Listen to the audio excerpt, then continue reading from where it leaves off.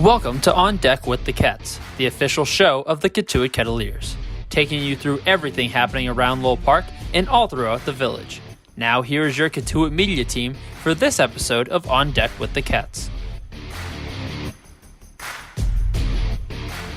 Hello, Cotuit fans, and welcome into Season 2 of On Deck with the Ketts, the official show of the Cotuit Kettleers. I'm your play-by-play broadcaster for 2022, Tim Crowley. So glad to be back with you for a great offseason coming up of content in and around Cotuit. Joining me is my co-host and my partner in the booth upcoming for the summer in 2022, Jake Starr. Jake, so great to be finally making content with you, man.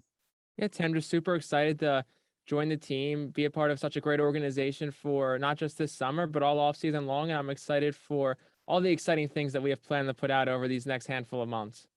It's going to be great now back in October, just about over 2 months since the 2021 season ended, and now looking ahead to 2022. We thank everybody that tuned in to season 1 last year with myself, Chris Carey, and Stephen Carey, but now we have the new duo and a brand new list of guests coming out for this upcoming season. And we get to start with that with episode 1 tonight, our great trio in our scouting department, starting with Director of Baseball Ops, Peter Flaherty. We're also joined by GM intern and scouting liaisons, Owen Surett and Will Thompson. Guys, thanks so much for coming on and welcome back to the show.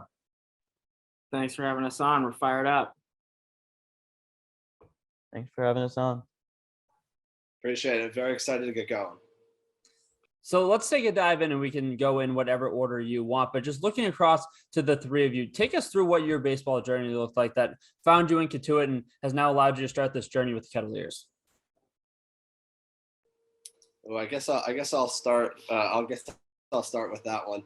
As far as my baseball journey, I played Little League and stuff like that. I always watched baseball as a huge Red Sox fan. So I always watched baseball from a young age. I was pretty good at baseball once we were on the smaller fields, and then all of a sudden the fields got bigger. I was not hitting the ball further, and unfortunately that was the end of my playing baseball career, which was very sad. But I kept being a huge fan of the game, kept watching the game.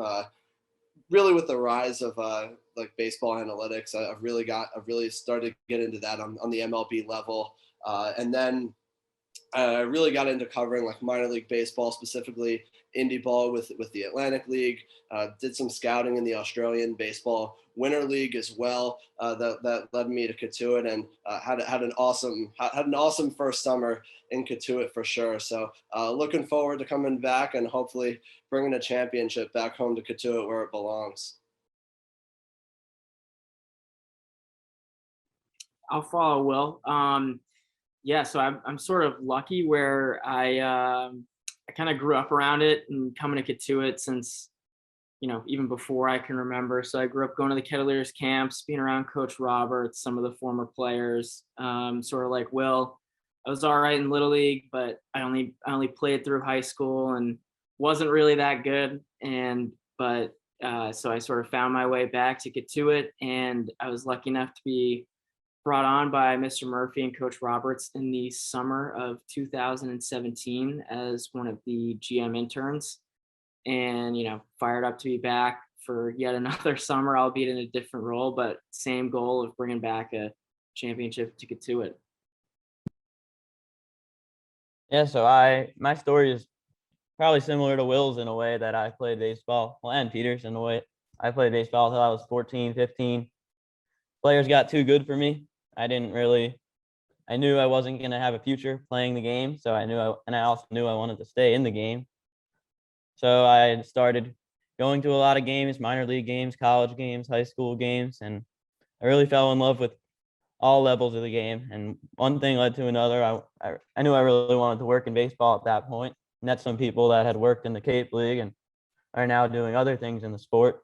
And they convinced me to give it a shot. So I reached out to a bunch of teams, and I'm lucky enough that it worked out with Cotuit. Had a couple phone calls with Leah and Peter and then Mr. Murphy, and went up to Cotuit last summer and had an incredible summer. So it's one of the best decisions I've made in a while. Yeah, thanks, guys. Obviously, I think we can all kind of relate for our love of baseball, and I think that's kind of something that really makes that bond so special, makes Cotuit so special. So kind of wanted to jump ahead right here. And obviously all three of you have a little bit of a different responsibility within the scouting department. And I kind of just wanted to go around all three of you once again. Peter, we'll start with you, but just talk a little bit about what your role is like with Cotuit, your day-to-day in the off season and then your day-to-day during the season. Sure. I mean, this is my first time sort of in the new role of director of baseball operations. I think the list of responsibilities for all three of us are sort of the same to some sense. It's just a different title, but we'll start in the off season because that's kind of where we're at. Every year it differs because you have, some guys returning, some guys not returning, but this year we only have two guys who aren't draft eligible coming back, and Jake Brooks and Carter Trice, which is good in a sense because we kind of get those two guys who will be our team captains. But on a day-to-day, just really, in the roster building process, just kind of looking for guys who are going to best fit what we look for in Cotuit. And that's obviously, we kind of follow the model of Clemson football in a sense, at least hopefully not this year, but they kind of go off of the phrase, the best is the standard. And I think that's kind of what we do in Cotuit, whether that's on the field ability wise or off the field. I mean, we look at everything that these kids do, whether it's social media, how they handle themselves and post-game press conferences, everything. So, I mean, if you get a contract from any of the 10 Cape League teams, it's a huge honor, but getting a contract from the Cotuit Cavaliers is a really big deal. So we're kind of every single day looking for guys who fit that mold and just kind of will, represent Cotuit and represent themselves the best they can. And then during the season, it's sort of, I think all three of us do the same thing. We'll show up to the park whenever the players do, whether that's 9 a.m. for our 2-a-day practices in June, or 12 p.m. for extra hitting in the season, and we'll just kind of be there as an extra set of hands for the coaching staff, and anything that they might need, the players might need, whether that's filming them in the tunnel for BP or wheeling out a hack attack for the coaches to throw BP with, and then just sticking around obviously through the game and helping out the scouts with anything they need. So a lot of it just has to do with being like an extra body and being around and doing the best we can to help out coaches, scouts, players, anyone who might need anything. And then we'll kind of go back and look at other summer leagues and see who's performing well there. And, if they could be a good fit either as a late season addition to the Cavaliers when we kind of get thin towards playoff time, hopefully not this year, or, for the following summer. Yeah, so pretty similar to Peter, at least for the off season. I'm kind of just looking. I'll go and see teams when I can, and in the spring, of course, when baseball season really starts to ramp up, I'll go see teams, and of course, there's a lot of guys that are even under contract like as soon as the fall. So you're just looking for guys maybe who aren't placed yet, flying a little bit under the radar, and you're just hopping around to different colleges looking to kind of scout talent.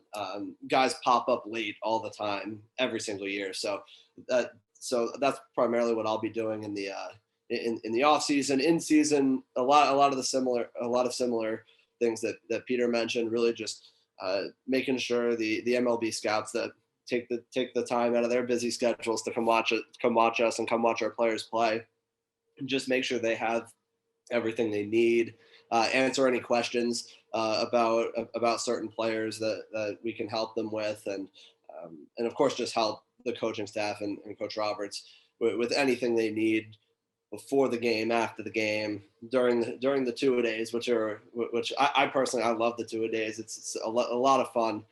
So you're just really just looking to help out any way you can. And well, of course, I'm not on the field directly impacting any of the wins and losses. You're just trying to help out in any way you can to help get the team where they need to be. Yeah, so as Peter and Will touched on, it's really a year-round collaborative effort on the part of all of us, and interacting with Coach Roberts and Mr. Murphy. And we're constantly trying to find players. It's a never-ending search for potential Cavaliers that can help the roster at some point in some way, even if it's just for a week, even if it's just for 2 weeks. And it starts now. It has already started. We're going out to games. We're seeing players. We're having discussions in our group chat every single day. We're bouncing ideas off each other. which players we might want to bring, which players we want, but we might not have room for them, and we have to prioritize which ones we want to bring on. So it's nonstop, and it's a lot of fun, but it's important. We're working hard. It's hard work constantly, and we each do a lot of work for that. It's always an exciting time of year, especially for this department, to go and see you guys out doing your thing and get to build a team that we're going to hopefully get to see in just a few months. But before we move on to 2022, let's start diving into some questions individually for you guys. Peter, this one starts with you. Before we dive into 2022, just look back on what this summer was in 2021, getting the Cape League back, getting baseball back to Cotuit. What were some of the bigger takeaways you had from 2021 in Cotuit? I mean, I think if you talk to anyone with any of the other 9 franchise volunteers, interns, and players alike, I think they were so happy to just have baseball be played, especially for that first week to 10 days. It was sort of, extra special than in past years given the pandemic. And then once that rubbed off, I think it was also a summer of change. You obviously had different protocols to follow with coronavirus. And then it was also the first summer where the draft didn't fall where it usually does, which is early June. And so we kind of avoid any issues with that. So it was kind of, a learning process for, I think, everyone involved with, we knew that we were going to lose some guys to the draft, and we brought in guys and we knew we were going to lose them. But I think we kind of had to unfortunately find out as we go as to the signability of guys. Oftentimes in the late rounds, prior to the 2019 and 2020 drafts, or 2020 and 2020 run drafts, guys wouldn't usually sign.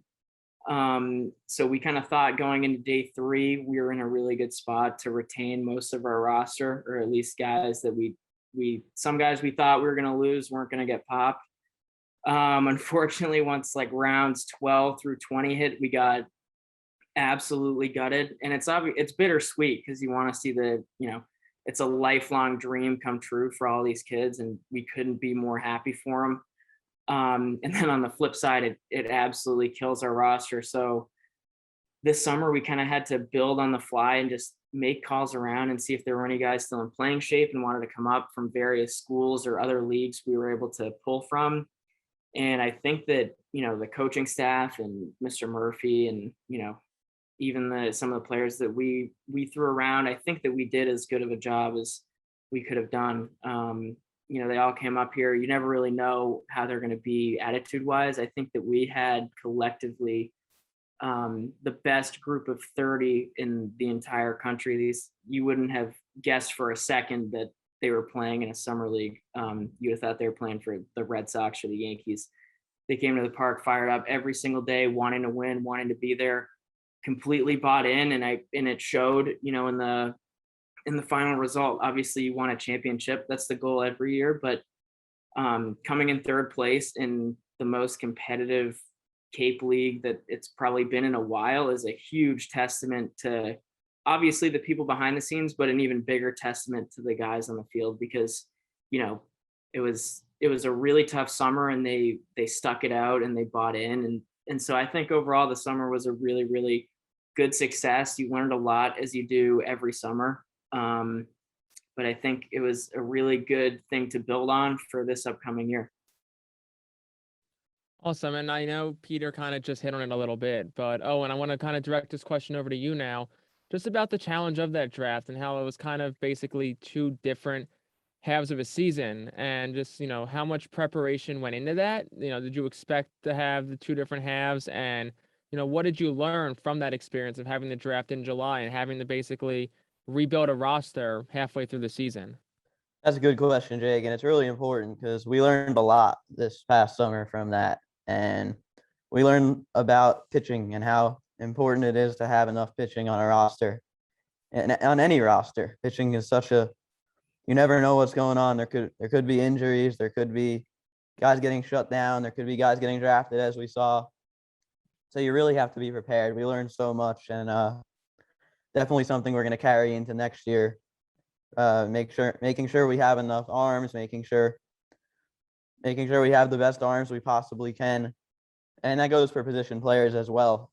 But it's definitely, as Peter said, it's something that something that we weren't expecting in a way. We knew we were going to lose guys. We had a lot of talented players on the team, and some of them we lost we weren't expecting to lose. So definitely something we're looking to improve on. And you live and you learn, for sure.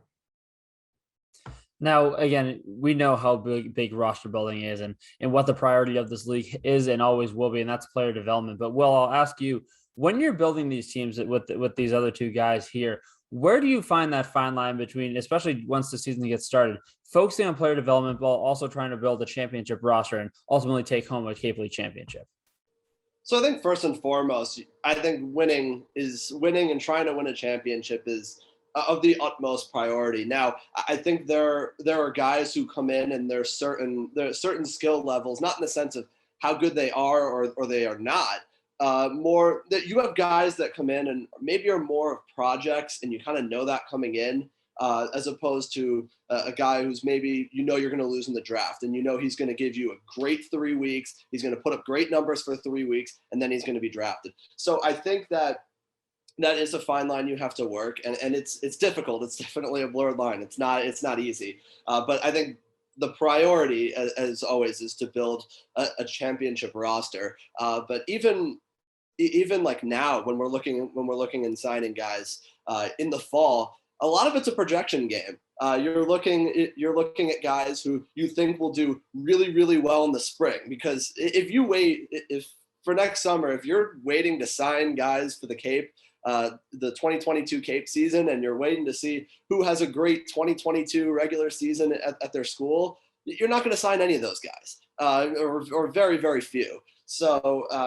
it's really hard, because you're really trying to project guys who maybe didn't play a lot at school initially in the spring of 2020, or excuse me, the spring of 2021. They didn't play a lot, and they showed a lot. They showed a lot of potential in their summer league, and that's enough to take a chance on a guy. So I think a lot of it is projection, especially when you're looking at those guys who are younger and who you're expecting to be there through the entire Cape season. But you certainly need to have those. There is absolutely a place for those draft eligible guys that are going to give you a great 3 weeks, and are going to give you a great 3 weeks before the draft. And even though they're going to be on their way to professional baseball, that they'll absolutely help you win right now. But it's a projection game, and you really have to take both into account. But as always, winning is of the utmost priority. And at the end of the day, that's what you get judged on. That's all that matters at the end of the day. And Will, when you talk about this player development and balancing it with winning, and I want to bounce back to you for this next question as well. One of the guys who's so pivotal in finding that balance is Coach Roberts. Obviously, he wants to win, but also players get sent to Cotuit to develop, get better. College coaches trust all these teams, especially Cotuit, with their players and hope that they can get better throughout the summer. But, we were kind of wondering, what's that communication like between your department and Coach Roberts when it comes to building these rosters? So in a lot of ways, what'll happen is the three of us, Peter, Owen, and I, like we'll see a guy that we really like, whether that's video, whether that's really just looking at numbers and then looking at video, or maybe even a recommendation. Like sometimes there's coaches that reach out to Coach Roberts, reach out to Peter as well, and say, hey, like this guy's looking for we're looking to send this guy to the Cape this off season. Like, do you have a spot? And sometimes the answer is yes. Sometimes the answer is not really right now. But usually, if there's a guy that we're pretty high on, we'll send it to Coach Roberts. Of course, Coach Roberts always has to. We'll give his thoughts on every player that we send his way for a recommendation. At the end of the day, he's been around the game for a long time. He knows way more baseball than the three of us do combined. So at the end of the day, that's his call, and he knows so much about the game. So we absolutely trust him, and that's the way that usually works. And we'll send recommendations his way, and then he'll tell us what he thinks. And then if all of us are in agreement that a player would be a great fit for the Cotuit Cavaliers, then the process can start to move on, and contacting the coaches and trying to see if the player is already placed, and trying to work the player to Cotuit. And we've had a lot of success this summer, or this fall, I should say, really putting together a roster in that type of way. And Coach Roberts has been awesome to work with every step of the way to try and build this roster. And I know I speak for Peter and Owen as well when I say we are really, really, really excited for the roster that is going to be coming to Cotuit in 2022. It's going to be a really fun roster, a fun group to watch for sure. Awesome. And I know we've talked a lot about 2021. We've touched a little bit on next season, 2022, but I kind of want to, push the ball a bit forward now and really focus on next summer of 2022. And Owen, I'll bring this question over to you now. When you look ahead to next summer, what excites you the most about the chance to return to Cotuit coming up this next summer? Definitely. I couldn't be more excited to come back to the Village for another summer. And part of that is the people. Most of that is the people, I would say. And we touched on one of them just now, Coach Roberts. Coach Roberts is one of the best, not only one of the best baseball coaches out there. Coach Roberts is one of the best people out there. And anyone that'll be around him will realize that pretty quickly. And you learn so much just being around him about the game, about life, about ways to handle adversity. And listening to Coach Roberts, being around Coach Roberts every day is really something that I'm looking forward to. And being around everyone on this call right now, being around all the interns, all the board members, everyone that comes out to games, that comes to road games, we all have a good time. And the community of Cotuit, the people of the Village show up at Lowell Park every day. They love their Kettleers, and there's so much I'm looking forward to, and I can't wait to get back. Can't speak enough to everything that Owen just said. Lowell Park is a special environment, and getting to be back with this whole group is going to be really exciting for 2022. But it's enough about us. People like to sometimes listen to us, but more importantly, people are here for the players. And there have been some tricklings on the public waiver wire so far, starting to trickle in. So, Peter, what can you tell us so far about the Kettleers team we're going to see in 2022? Sure. I mean, our good buddy over at on Twitter, Codball, he's been he's been spoiling a little bit of it, but since the last out was made at Dorn Park, I think we had a day to kind of mourn per se a little bit, but then we got right to work all day and all night, staying up, trying to find guys, seeing who was going back to their respective summer teams, seeing who was available. And we got right on it, and we got on it quick, luckily with, I guess we'll talk about our kind of big three additions so far with Paul Skeens from Air Force, Tommy Troy from Stanford, and Cade Kern from Ohio State. They each, they bring a lot to the table for us. They bring experience, and that they know what it's like going through a Cape League summer, kind of the grind of it, showing up every day and facing the best talent in the country. And, they bring not only that, they'll bring leadership to the team, and they'll also bring immense talent. I mean, if you take one look at their stats from school, we'll start with Paul. He got it done at the plate. He hit close to, if not over 400. I don't remember the exact number at Air Force, but he also is a real competitor on the mound. He's run it up to 97, 98 miles an hour with a really good breaking ball. And he was a first team All-American National Freshman of the Year. But I think what we love most about Paul, and what we kind of love most about all of the guys we bring in, is their makeup, which is, the type of human being they are. He goes to the Air Force Academy. He's a really serious, respectful, kind young man, and we're really fired up to have him. And, the same goes for Cade and Tommy at Ohio State and Stanford. Cade got off to one of the hottest starts, I think, of any, not only freshman in the college baseball world, but any player in the college baseball world. I think he started the first week hitting 800, and he carried it through the season, and he hit 330 at Ohio State. He was a freshman All-American, all Big Ten, you name it, he got it. And then on the flip side with Tommy, it's a little interesting. He had a good season at Stanford. He hit over 10 home runs, but, average wise, he was, a modest 240, 250. Obviously he's a player with tremendous ability, and it was only a matter of time until he exploded. And boy, did he this summer, because he hit 300 for Wareham. He was a Cape League All-Star. We were the victim of some of Tommy Troy's biggest hits.